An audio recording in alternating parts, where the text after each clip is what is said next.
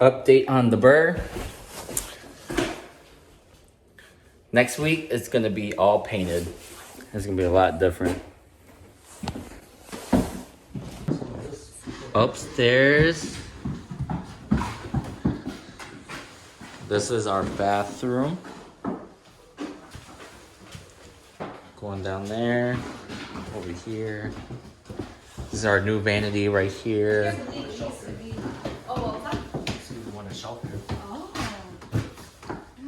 Shelf? Oh, like the other house?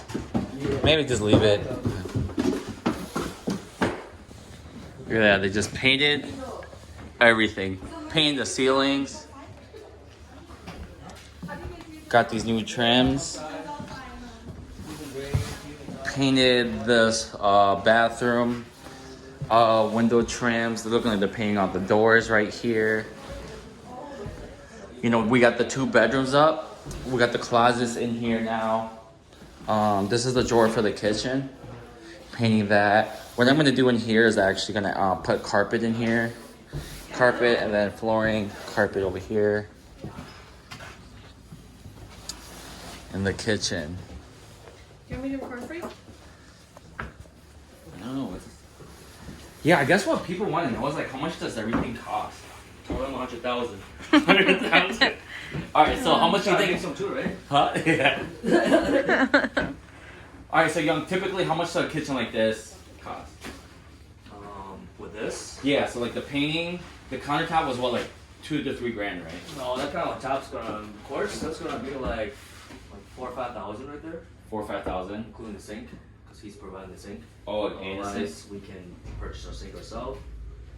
And then countertops, depending if you want new, you know, with cabinets, painting it, or buying new, it's about the same. I mean, buying new costs more. New cabinets can cost you around like 7,000 here, Right. 5,000 to 7,000 depending on what products, what brand. Mm-hmm. But painting would be a lot cheaper. A lot more work for us, but it'll be cheaper. I mean, it can take us a day just to install cabinets for the labor part. It'll cost you more money on material, but it'll be cheaper. It'll be cheaper on labor if you were to install, you know, buy new cabinets. And then put it in myself. Yeah, it'll be more on materials. But then if you were to paint it, it'll be cheaper on paint and then cheaper on labor. You know, it'll be like 2-3 days. Right. You know, but a little bit almost adds up. But then it'll be cheaper depending on what contractor you go through with our guys, of course. Right. With me, I can give you better deals. Right. So depending. Yeah. The each right now was what, like $5-10? Each knobs, yeah, about $5. $5 a Or piece. $5. Watch out for the paint behind it. Viable cap. Yeah. $70. And then the flooring, Flooring. like what, like 2-3 grand for the whole house? About 2-3 grand for the whole house. Yeah. Yeah, 2-3 Not for the grand. kitchen, I was gonna say. The kitchen right here probably what, 600-700? 5. The kitchens. Yeah, yep, it's about that much, about 500-600 Nice. for the kitchen. Yeah. And And then then you have dish appliances. the appliances is like around 25 to 3 grand. Yeah. Yeah, let's show them downstairs. Okay. Oh yeah, that's got the sheetrock. So the sheetrock for like a main floor, what would you say that roughly usually costs? Like 2,500-ish? For the whole house there? Just like, yeah, normally, because like the upstairs was total like 18 grand with the sheetrock and the bathroom. And then like all this. Sheetrock down here will cost you around 5,000. 5,000? Yeah. That's with labor and paint and all that stuff? Or that's the sheetrock by No, itself? that's just sheetrocking by itself. Sheetrock and installing the sheetrock and Installing painting it. and not including painting. Oh wow, okay, so 5 grand is a lot just for the sheetrock down here. And that's including this wall and the closet and doors? Or that's separate? No, that's separate. That's separate. The trim work, all the doors and the trim works are not included with the drywall. Drywall is just hanging and taping and sanding Mm-hmm. and knockdown texture. Alright, bye! Bye. Thank you guys. Happy New Year. See you tomorrow. Happy New Year. Wow, okay. So the steps is get your permit first, have an inspector come check it out, and then after that, you get a framing and then get an inspection, electrical and then get an inspection, and then you use sheetrock and get another inspection. No, right, you get your roughing inspection, and once roughing inspection is done, you can drywall and you're done until finals. You don't get any more inspection on our end until electrician finish their outlets and light fixtures. Then it'll be finals. Then the electrician get their inspection for that. We only get the final inspection. So once electrician HVAC gets done with their vent, everything's finished, we call it the final inspection. And the final inspection is when all that's all plugged in and everything. Everything's up to code. All the smoke detector, carbon monoxide is up to code. Everything is from railing heights. How many inspections have you gone with this house already? So there's a city inspection. So when you had to tear down, you have to get inspection for that. No, You did plumbing. So how many inspectors? there's no inspection for plumbing. We have a framing inspection. Framing inspection. Roughing inspection, which is 3 inspectors for mechanical, electrician, and plumbing. And how much is it each time? 2 times for each guys. For all the roughing guys, 2 inspection for the roughing inspection, and then the final inspection. There's like 3. Do they come out for free or? That's with the permit fees. The permit fees? Yeah, Oh yeah, permit like fees, $200-$300. Oh okay. Permit Gotcha. fees. Yeah. Okay. And then you have to get a polo permit for the egress window. You don't have to do an inspection for that, do you? That was already inspected with the framing inspection. So yeah, egress window, we pull a permit. We didn't just pull that separately. We pull the egress window was included with this whole house when we pull permit, and that egress window got inspected already with the framing. So that passed already. What were the things that we went into problems during this deal? So the first one was the furnace. We found out that it didn't have enough air going up to the 3rd floor, right? It wasn't strong enough. And it didn't have 2 returns. Well, that was what we were thinking already. We already figured out furnace was kind of old already, but we were hoping that the furnace can get you by. Yeah.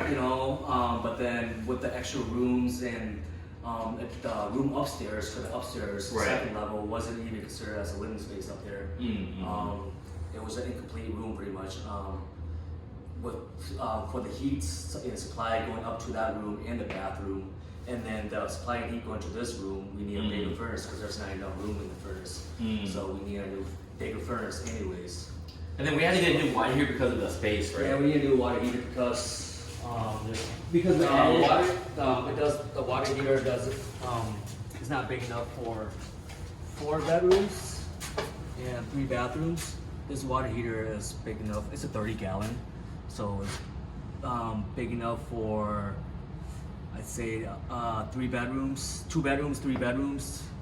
Yeah. 2 to 4 people, 2 to 3 people in the house. Since this house has 4 bedrooms. 4 bedrooms plus a master, the master bathroom, they look at it as 2 people in there, so it'll be like 5 people in the house. So usually what they do is 5 times 12, which is 60. So we need, that's how you know how big of the what size water tank you need. There's a little code book that you have to follow, and usually plumber. Yeah. That I didn't know about having 3 to 4 beds. I didn't know that there was a water heater size gallon that mattered for the amount of people in bedrooms and bath. Yeah. And then what else did we went through during this house? The garage. I was trying to force it to save it, but it ended up costing more money anyways. Yeah. That garage was a fail. But I kind of tried to make it work. But. Yeah, a lot more work expected to be done on that garage. And then that random tree was another $3,000 that I had to pull that I didn't think about. Was that tree? And what else? I think that was like the main issue with this house, right? That's it. That's the main issue. Otherwise, this house is good structural. The house itself is already good itself already. Yeah. Yeah. Updating, some 10 11 care. Yep. Those are the things I learned from this one.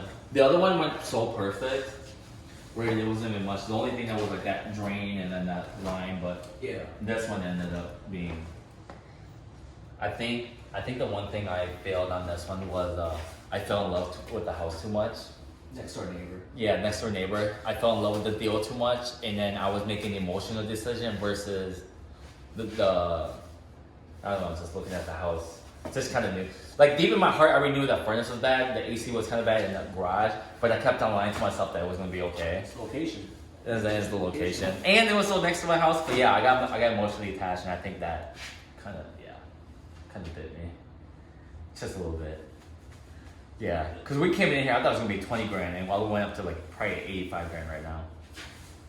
So like quadruple. Yeah, that garage was just, I mean, rebuilding that garage is what I asked when you asked, but then just demolish that garage and having to do footings the way the slope, the slope on the ground, that's Yeah. what costs a lot too. And then I added the third bathroom, which added more cost a lot more. Yeah, adding the third bathroom. Hey, we're able to knock that down right away too. Well, all right, I think that's it for the video. Next week is probably always a lot different. But yeah, we're over budget, 60,000.